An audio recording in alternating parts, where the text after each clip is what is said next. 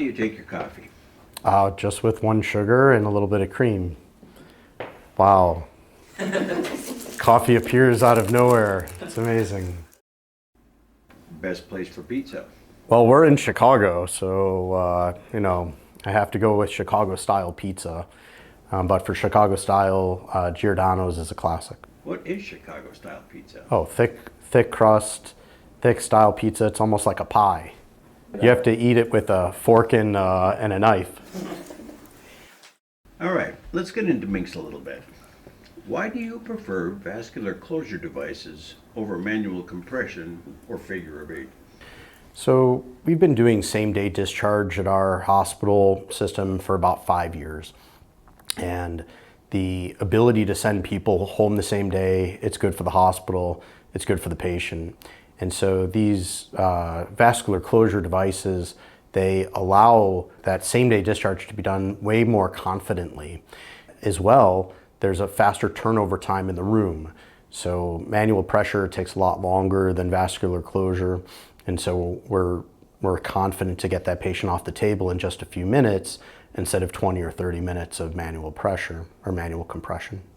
Is there a favorite feature of the device that you like? My favorite feature of the MYNX Control Venous is actually the tension indicator. When I or one of my staff members pulls the balloon up against the venotomy site, there's this tension indicator that gives you the confidence that you're in the right place, that you're not pulling too hard or pulling it through, or that it's not too far away. And so that tension indicator really helps you feel confident that you're in the right place. In our lab, our staff members often use these devices, and it really gives them the confidence that they can do it. And that tension indicator makes a huge difference for them as far as their confidence. How has MYNX Control Venous impacted room turnover and patient recovery?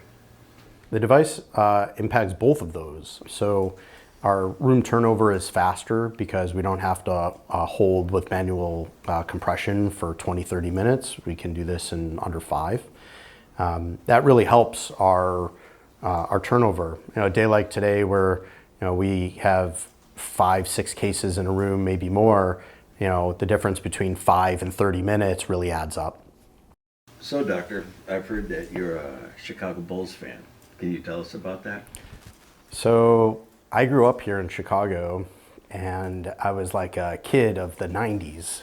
So I got to pick the 90s Bulls, and there's been great teams since then, but you got to stick with the Michael Jordan Bulls. And when I was a kid, the Bulls players lived in our area, and they practiced just a stone's throw from our hospital here in Deerfield at the Berto Center. They don't practice there now. They have a facility next to the United Center, but actually my kids play basketball at the Berto Center, and so they've got like the pictures of the players and their jerseys. It's really cool for them. And finally, why did you choose to become a doctor?